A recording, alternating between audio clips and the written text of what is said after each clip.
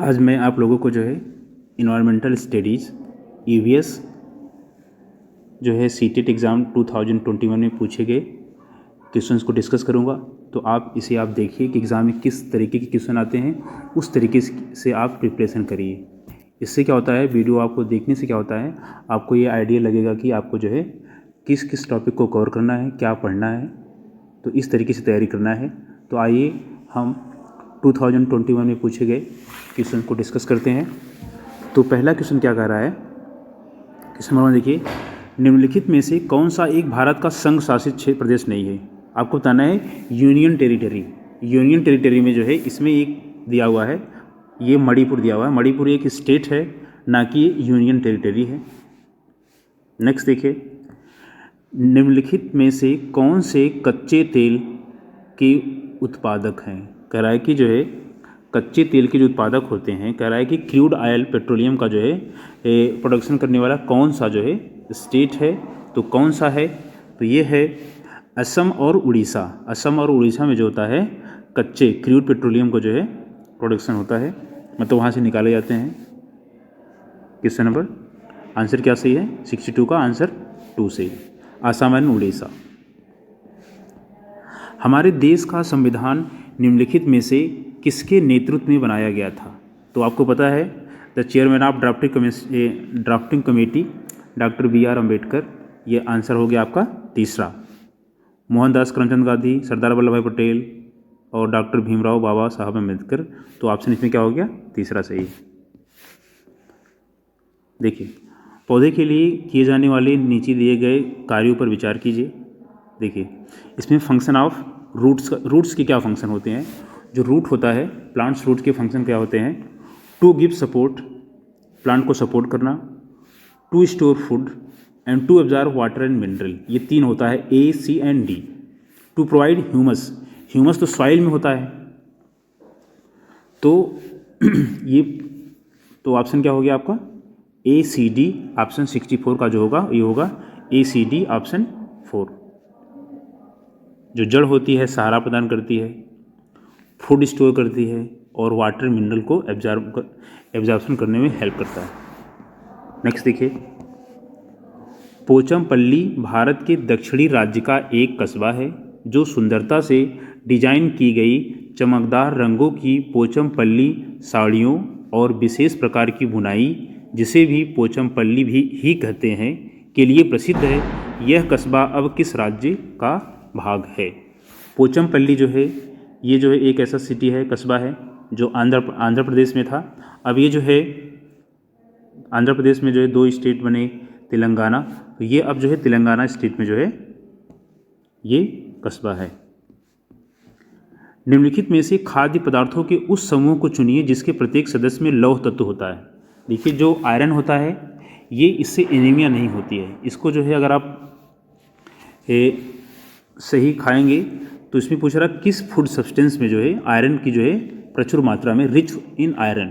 तो इसमें होगा आंवला, पालक और गुड़। ऑप्शन क्या हो गया, दूसरा सही है। टमाटर में कम बहुत पाया जाता है, आंवला, बंद गोभी, टमाटर। तो इसमें क्या है, रिच सोर्स जो होता है, रिच सोर्स ऑफ आयरन, तो होगा आंवला, पालक एंड गुड़। ऑप्शन क्या हो गया, 2 है। और सब में पाया जाता है लेकिन उतना रिच नहीं रहता, कम रहता है। लेकिन इसमें कह रहा है कि रिच इन आयरन, तो आयरन सबसे ज़्यादा पाया जाता है इसमें। आंवला, स्पाइनच एंड जगेरी गुड़ होता है। नेक्स्ट देखिए, निम्नलिखित में से पक्षियों का वह समूह चुनिए जिसका प्रत्येक सदस्य हमारी तुलना में 4 गुनी अधिक दूरी की वस्तुओं को स्पष्ट रूप से देख सकता है। तो ये तो आप लोग जानते होंगे, पाकता, कौवा, मोर, बाज, कबूतर, तोता, कौवा, चील, बुलबुल, बाज, चील, गिद्ध। तो इसमें क्या होगा ऑप्शन इसका जो है,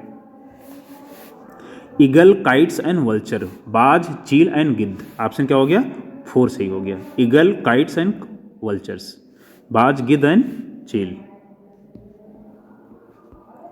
नीचे दिए किस एक राज्य के ग्रामीण लोग अपने ढालू छत वाले लकड़ी के मकान मजबूत बांस के कस्बों पर धरती से 3 से 3.5 मीटर की ऊंचाई पर बनाते हैं।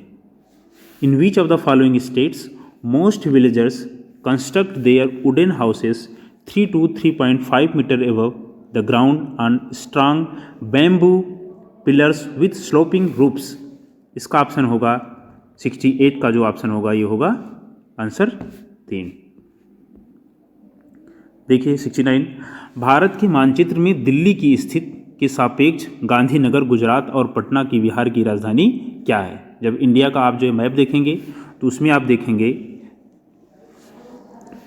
जो है south west and south east में पड़ता है। जो राजस्थान है, गुजरात है, गुजरात की राजधानी जो गांधीनगर है, दिल्ली के रिस्पेक्ट में जो है ये south west and south east में है। तो अब इसे आइडिया लग गया कि आपको मैप के बारे में भी जानकारी होना चाहिए, कौन स्टेट किस डायरेक्शन में है, ये भी आपको याद करना है। निम्नलिखित में से किसने मटर के पौधे के साथ प्रयोग किए। तो आपको सब ये जानते हैं कि फादर ऑफ जेनेटिक्स, आनुवंशिकता के जो फादर हैं, जिन्होंने पी प्लांट पर अपना एक्सपेरिमेंट किया था, जो ऑस्ट्रिया के साइंटिस्ट थे जिनका नाम है ग्रेगर जॉन मेंडल। ऑप्शन क्या सही हो गया इसमें? 2, ग्रेगर जॉन मेंडल। निम्नलिखित में से कौन सा एनसीएफ 2005 के अनुसार ईवीएस पाठ्यक्रम में, ईवीएस सिलेबस में ये जो है 6 विषयों में से एक है। 6 विषयों में से कौन सा एक है? तो इसमें आप देखिए, इसमें चीज़ें जो हम बनाते हैं और करते हैं, ये बहुत मायने रखता है। हम क्या करते हैं जो कि इन्वायरमेंट फ्रेंडली है, इको फ्रेंडली है कि नहीं है, इन्वायरमेंट को हार्म करेगा या क्या नहीं करेगा। तो इसलिए जो है चीज़ें जो हम बनाते हैं और करते हैं उनमें भी ये सुझाव दिया गया था। ऑप्शन क्या हो गया? तीसरा हो गया। उपाख्यान अभिलेखों में क्या नहीं दर्ज करना चाहिए? What should be avoided in anecdotal records में क्या नहीं करना चाहिए? देखिए, मुख्य रूप से समस्याग्रस्त स्थितियों की पहचान करना, निर्णय वाले कथनों को लिखना, मजबूतियों और कमजोरियों की पहचान करना, बच्चों की रुचियों और संबंधों की आदि की पहचान करना। तो इसमें कह रहा है कि इसमें कई ऑप्शन दिए हुए हैं, तो कह रहा है कि इसमें कौन सा ऑप्शन होगा? तो इसमें ऑप्शन होगा पहला, मुख्य रूप से समस्याग्रस्त स्थितियों की पहचान करना, आइडेंटिफाइंग मेनली प्रॉब्लमेटिक सिचुएशंस। पहला ऑप्शन सही है, पहला सही है। और इसके बाद जो है बी सही है, निर्णय वाले कथनों को लिखना, मेकिंग स्टेटमेंट ऑफ जजमेंट करना है। नेक्स्ट, आप एक एकीकृत ईवीएस कक्षा के लिए कैसे योजना बनाएंगे? एक पाठ में 2 या अधिक विषय क्षेत्रों को मिलाएंगे, अलग योजनाओं में सही विषयों को अलग करेंगे। तो आप एक विज्ञान और सामाजिक विज्ञान के लिए अलग अध्यापकों का प्रबंध करेंगे। तो इसमें जो ऑप्शन होगा, पर्यावरण विज्ञान के लिए अलग अध्यापक का प्रबंध करेंगे, एक पाठ में 2 या अधिक विषयों क्षेत्रों को मिलाएंगे। तो ऑप्शन इसमें 73 का जो एप्रोप्रिएट आंसर होगा वो होगा पहला। पुनीत ने अपनी कक्षा 5 के शिक्षार्थियों को मानव शरीर की एक रूपरेखा दी और उन्हें भोजन विषय पढ़ाने से पहले पाचन तंत्र को बनाने को कहा। पुनीत चाहता है, क्या चाहता है? परीक्षण करना ही शिक्षार्थी नामांकित आरेख बना सकता है। पाचन से संबंधित शिक्षार्थियों के विचारों को प्राप्त करना है। तो इसमें होगा illicit learners ideas about digestion, पाचन से संबंधित शिक्षार्थियों के विचारों को प्राप्त करना। तो इसमें ऑप्शन क्या होगा? 2 सही हो गया। निम्नलिखित में से क्या रचनात्मक आकलन के संबंध में सही नहीं है? Which of the following is not correct with respect to formative assessment. 75 का कौन सा ऑप्शन सही होगा? तो आप बताना है आपको। रिपोर्ट कार्ड के प्रत्येक तिमाही में इसकी सूचना दी जानी चाहिए। अधिगम को सुदृढ़ करने के लिए यह अध्यापक को समय पर कार्यवाही करने में मदद करता है। इसको छात्रों की प्रगति की निगरानी करनी है। बच्चे के सीखने की कोई भी जानकारी रचनात्मक आकलन में मदद कर सकती है। तो इसमें जो ऑप्शन होगा, it is to be reported in every quarter of report card. Option क्या हो गया? ये पहला। इससे क्या होगा, अगर आप जो है आप में क्या जो है आप डिक्लाइन हो रहे हैं, आप में नॉलेज आप गेन कर रहे हैं, क्या हो रहा है, ये रिपोर्ट कार्ड में जो है एक रिपोर्ट करना बहुत ज़रूरी होता है। इससे इम्प्रूवमेंट होता है, उससे पेरेंट्स भी केयर करेंगे। स्मिता अपने शिक्षार्थियों को कार्य से संबंधित लैंगिक विषमता और रूढ़िवादी विचारों छवियों के प्रति संवेदनशील करना चाहती है। स्मिता को निम्नलिखित में से अपनी कक्षा में क्या करना चाहती है? देखिए जो हमारी सोसाइटी है उसमें लोग सोचते हैं कि इसको वीमेन नहीं कर पाएंगी, इसको मैन नहीं कर पाएंगे। तो ये एक स्टीरियोटाइप का जो है एक विचार है ये जो है। तो ऐसी विचारधारा को क्या हम इसको जो है क्या इसको हम प्रूव कर दें कि ये जो है गलत है। तो इसमें जो है 76 का जो ऑप्शन होगा, रूढ़िवादी मॉडलों को छात्रों को प्रस्तुत करना गलत बात है। विभिन्न प्रकार के कार्यों के फ्लैश कार्ड दिखाइए, केवल लड़कों के प्रतिदिन कक्षा को साफ करने को कहें, एक छात्रा की मां को कक्षा में आमंत्रित करें जो ऑटो चालक है। तो आप लोग जानते हैं कि ऑटो चालक अक्सर जो है मैन चलाते हैं, वुमेन तो चलाते ही नहीं है।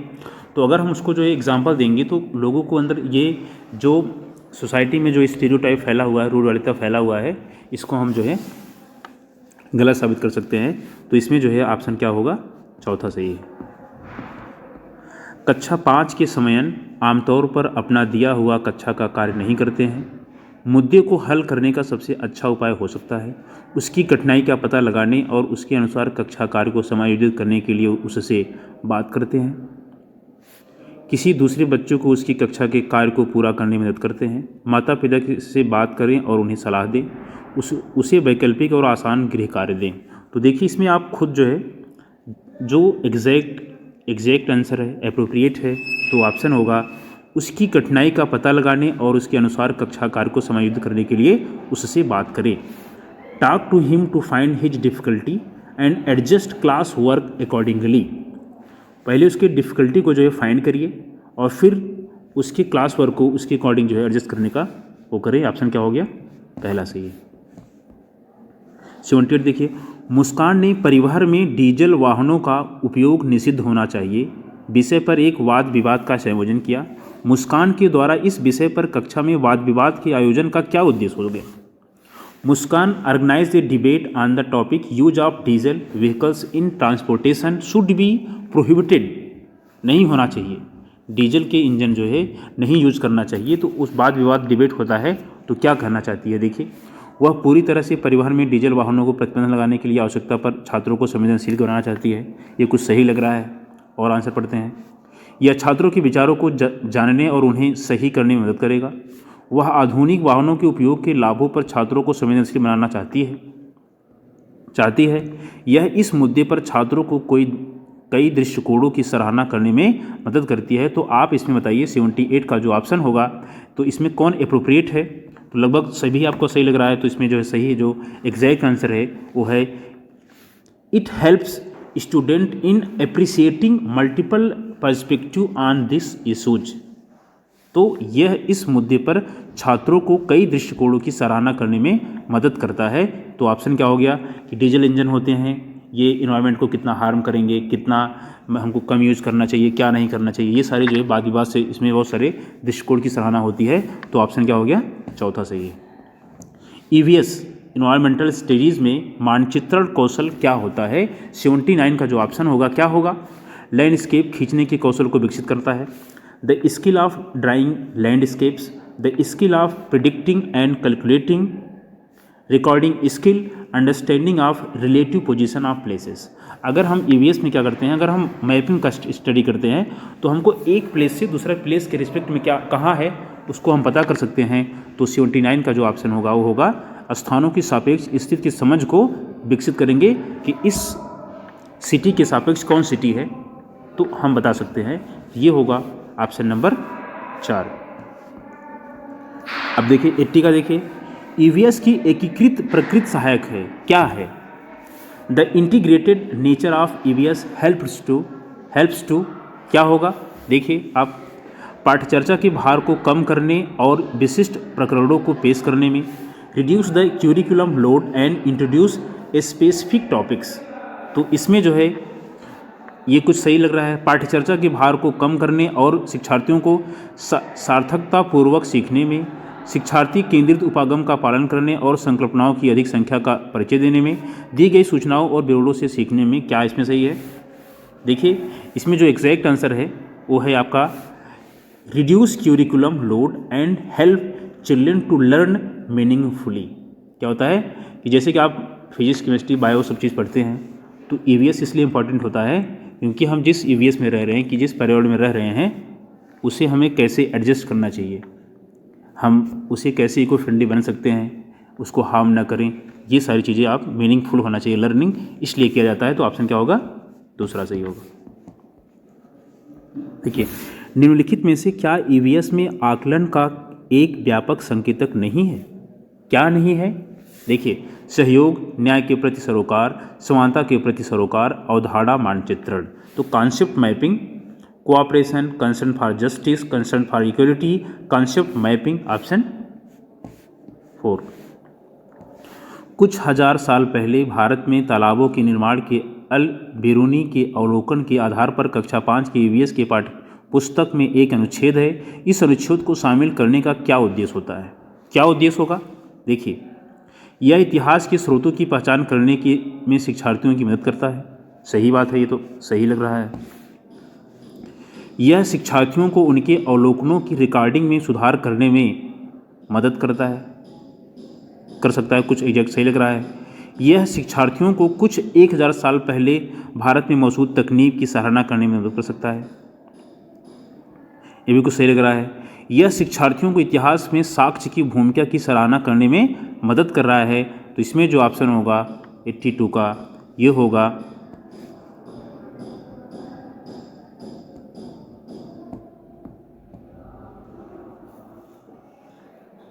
देखिए, यह इतिहास के स्रोतों की पहचान करने में शिक्षार्थियों की मदद करता है। सही है। यह शिक्षार्थियों को कुछ 1000 साल पुरानी, ये भी सही है, ये भी सही है, ये भी सही है। तो ऑप्शन आपका सही होगा दूसरा, ए। ऑप्शन ए और सी, ए सी डी ऑप्शन क्या है? सही है। ए क्या है? It helps learners to identify sources of history, it helps learners to appreciate technology present in India some 1000 years ago back.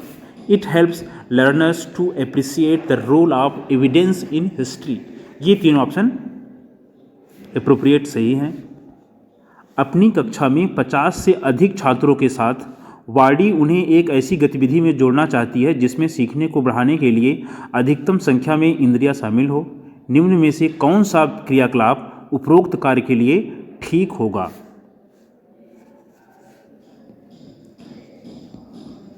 कौशले के प्रदर्शन के लिए समुदाय से संदर्भ व्यक्तियों को आमंत्रित करना, inviting resource persons from community to demonstrate their skills, समूह चर्चा को प्रोत्साहित करना, उचित विसाधन के लिए स्मार्ट कक्षा का उपयोग करना, नज़दीक के स्थान के लिए क्षेत्र भ्रमण करना। तो इसमें क्या है? Organising field trip to nearby places. तो ऑप्शन क्या होगा? चौथा सही हो गया। इकरा अपने शिक्षार्थियों को ईवीएस में समाचार पत्रों और पत्रिकाओं को पढ़ने के लिए क्यों प्रोत्साहित करती है? क्यों करती है? ये मनोरंजक संसाधन उपलब्ध है, ये शिक्षार्थियों को उनके अपने संसार से जुड़ने में सहायता करता है। These helps learners to engage with the real world. Option क्या होगा? दूसरा सही है। पर्यावरण अध्ययन में प्रश्न करने को एक युक्ति के रूप में उपयोग किया जाता है। अनुशासन को बनाए रखने के लिए, ध्यान खींचने के लिए, नियमों के पालन को बढ़ावा देने के लिए, कक्ष में जिज्ञासा को बढ़ाने के लिए। तो 85 का जो एग्जैक्ट आंसर होगा अराउजिंग क्यूरियोसिटी इन क्लासरूम। इसलिए प्रश्न पूछा जाता है कि जिससे बच्चों में जो है क्यूरियोसिटी, जिज्ञासा बढ़े। तो ऑप्शन क्या होगा? चौथा सही है। नीचे दिए गए कौन से एक राज्य में तोरांग का अर्थ जंगल होता है? कहाँ होता है? ये झारखंड में बोलते हैं। तोरांग मीन्स क्या होता है? फॉरेस्ट होता है, जंगल होता है झारखंड में। देखिए, ये क्वेश्चन बहुत ही इंपॉर्टेंट है। देखिए, ये एग्ज़ाम में ज़रूर आता है, इसको आप ज़रूर इसको करिए। आप घर एक्स पर स्थित है। देखिए, आपका घर कहाँ स्थित है? एक्स पर स्थित है। तथा आपका विद्यालय वाई पर स्थित है। कहाँ पर स्थित है? वाई पर स्थित है। वाई पर स्थित हो गया। यद्यपि आपका विद्यालय ठीक सामने है, परंतु बीच में व्यस्त राजमार्ग होने के कारण आप सीधे नहीं जा सकते हैं। अतः पहले आप ठीक दक्षिण में यहाँ देखिए, दक्षिण क्या होता है? नीचे होता है। देखिए, ऐसे होता है, नॉर्थ, साउथ, ईस्ट और वेस्ट। तो साउथ में नीचे जाएंगे, कितना जाएंगे 125 मीटर जाएंगे आप। फिर क्या करा है, दूर जाते हैं, फिर ठीक पूर्व में, पूर्व किधर होता है, इधर होता है, पूर्व में कितना जाएंगे, ठीक पूर्व में 100 मीटर लंबा, सॉरी पहले आप जाते हैं, फिर ठीक पूर्व में 100 मीटर लंबा सुरंग है। ये 100 मीटर है, कहाँ है, पूर्व की तरफ है, 100 मीटर लंबा सुरंग है। पथ पर जाते हैं और अंत में आप ठीक उत्तर में 125 मीटर दूरी पर जाते हैं। फिर उत्तर में चले गए आप, पहले आप यहाँ 100 मीटर गए, फिर उत्तर गए 125, कह रहा कि उत्तर में आप 125 मीटर पर गए, दर पे गए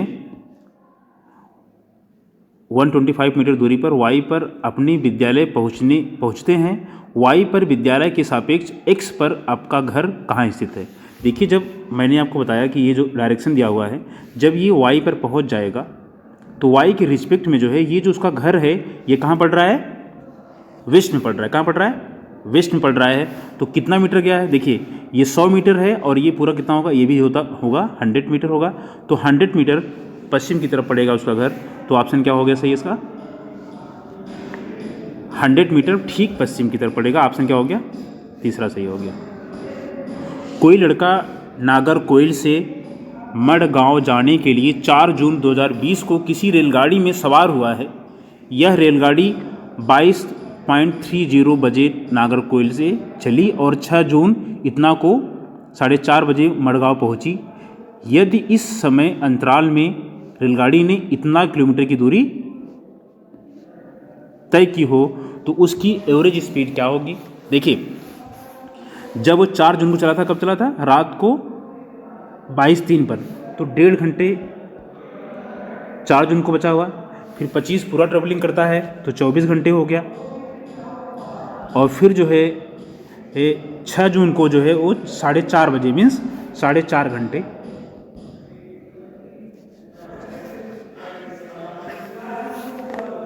तो ऐड करेंगे कितना हो जाएगा, देखिए आधे घंटे इसमें, आधे घंटे ये 1 घंटा हो गया, 4 4 8 1 9 1 10 हो गया, और आ गया 3 घंटे, क्या गया 30 आवर आ गया।